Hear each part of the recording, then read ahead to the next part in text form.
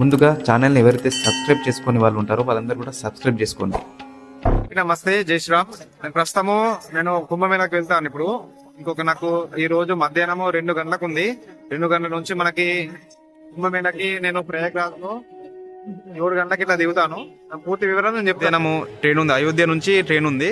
అంటే ఆల్రెడీ నేను ఇంత ముందే ఒక వారం రోజుల ముందే నేను అయోధ్యకి రావడం జరిగింది. ఇక్కడ నుంచి నేను కుంభమేళాకి వెళ్దాం అనుకున్నాను. ఈ రోజు మధ్యాహ్నం అయోధ్య ధామ్ నుంచి మనకి ప్రయాగ్రాజ్కి ట్రైన్ అయితే ఉంది. 2 గంటలకు ఉంది. నేను ఈరోజు రాత్రి 7:30 వరకు చేరుకుంటాను కుంభమేళాకి. అయితే ప్రయాగ్రాజ్లో అంటే నేను ఇంతకుముందు ఆల్రెడీ వీడియోలో చెప్పాను. అలాగే చాలా జాగ్రత్తగా ఉండాలి. ఎందుకంటే కొన్ని లక్షల మంది, కోట్ల మంది వస్తారు. లక్షల మంది కూడా కాదు, 40 కోట్ల నుంచి 50 కోట్ల మధ్యలో మనకి ప్రజలు నది స్నానం చేసే అవకాశం ఉంది. అంటే 48 రోజులలో 40 నుంచి 50 కోట్ల మంది వస్తారని అంచనా. అది కూడా రాష్ట్ర ప్రభుత్వం యోగి ఆదిత్యనాథ్ గారు ఆల్రెడీ ప్రకటించడం జరిగింది. కాబట్టి చాలా జాగ్రత్తగా ఉండాలి. ఏదైతే ముసలి వాళ్ళు ఉంటారో, ఏజ్ వాళ్ళు, అలాగే చిన్నపిల్లలు రండి, అంటే వద్దని అంటలేను, కానీ రండి, కానీ జాగ్రత్తగా ఉండాలి. అలాగే ఖరీదైన వస్తువులు, విలువైన వస్తువులు తెచ్చుకోకుండానే మేలు. అంటే ఎలాంటి అంటే మనకి గొలుసు కానీ, మనకి బంగారు చైన్స్ కానీ ఎవరైతే ఉంటాయో అది చాలా జాగ్రత్తగా ఉండాలి. నేను ఒకసారి వెళ్ళిన తర్వాత కూడా నాకు తెలుస్తుంది పరిస్థితి ఏ విధంగా ఉందో అని. మనకి కుంభమేళా రేపటి నుంచి ప్రారంభం అవుతుంది. రేపటి నుంచి మనకి ఫిబ్రవరి 28 వరకు, అంటే మహాశివరాత్రి వరకు జరుగుతుంది. రేపైతే అఘోరాలు కానీ, సాధులు కానీ ఎంతో మంది నది స్నానం చేసే అవకాశం ఉంటుంది. కొన్ని లక్షల మంది వారే ఉంటారు, సాధువులు, అఘోరాలు, శంకరాచార్యులు, అలాగే ఈ విధంగా సన్యాసులు కానీ, వీళ్ళందరూ కూడా చాలా లక్షల మంది దాకా రేపు రావడానికి అవకాశం ఉంది. కాబట్టి సామాన్య ప్రజలు, అంటే మనలాంటి వాళ్ళు దాని తర్వాత రోజు చేస్తే బాగుంటుంది. ఎందుకంటే సంక్రాంతి, అంటే 6 ముఖ్యమైన తేదీలు అయితే ఉన్నాయి.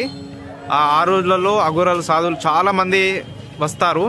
అలాగే కొంతమంది డౌట్ అడగడం జరిగింది, కామెంట్లు పెట్టడం జరిగింది. అన్న నేను కూడా కుంభమేళాకి రావాలనుకుంటున్నాను అని చాలా మంది పెట్టడం అయితే జరిగింది. కానీ ఒక 2 మంత్స్ ముందు, 3 మంత్స్ ముందు బుక్ చేసుకున్న వాళ్ళైతే ట్రైన్స్ కానీ, ఫ్లైట్స్ కానీ అయితే ఏం కాదు, రాగలుగుతారు. కానీ ఇప్పటికిప్పుడు రావాలనుకుంటే చాలా కష్టము.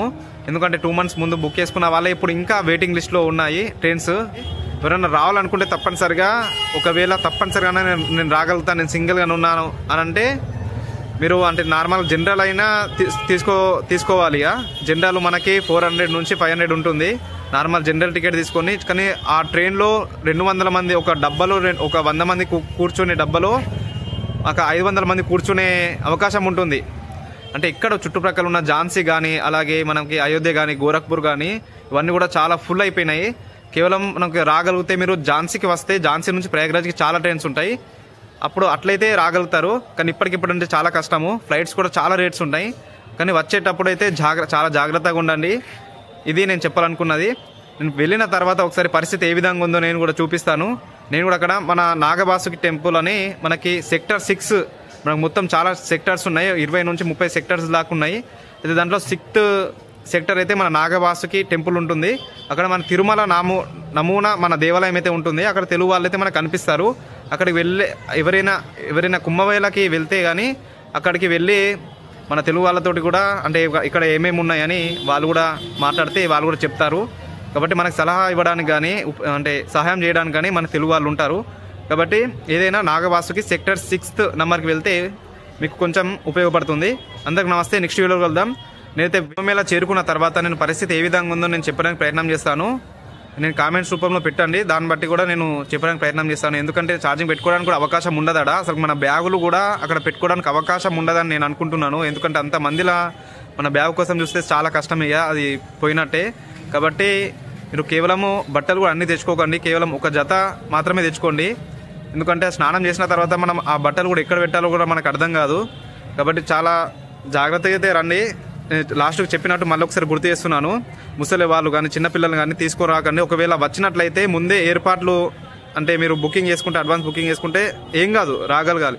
కానీ ఇప్పుడే రావాలని అంటే చాలా కష్టమవుతుంది. కానీ ఇంకొక విషయం, ముఖ్యమైన విషయం ఏంటంటే, అంటే మొదట 10 రోజులు, చివరి 10 రోజులు అయితే రాకండి. ఎందుకంటే చాలా మంది ఉంటారు. అంటే రాకండి అని చెప్తలేను, కానీ మిడిల్లో 20 రోజులు మాత్రం రండి. ఎందుకంటే కొంచెం తక్కువ మంది, అంటే తక్కువ జనాభాతో మనము అంటే స్నానం చేసే అవకాశం తొందరగా మనం చేయగలుగుతాం, నది స్నానము. కాబట్టి ఈ సూచనలు చాలా మీకు ఉపయోగపడుతుందని నేను అనుకుంటున్నాను. నెక్స్ట్ వీడియోలో కలుద్దాం. జై శ్రీరామ్. కుంభమేళ వెళ్ళిన తర్వాత నేను వీడియో తీసి చెప్పడానికి ప్రయత్నం చేస్తాను. అంటే అక్కడ ఉన్న పట్టే మన తెలుగు వాళ్ళు ఎక్కడ ఉంటారు, అంటే ఆశ్రమాలు ఎక్కడ ఉంటాయి, భోజనం కానీ అవన్నీ కూడా. అందరికి నమస్తే, జై శ్రీరామ్.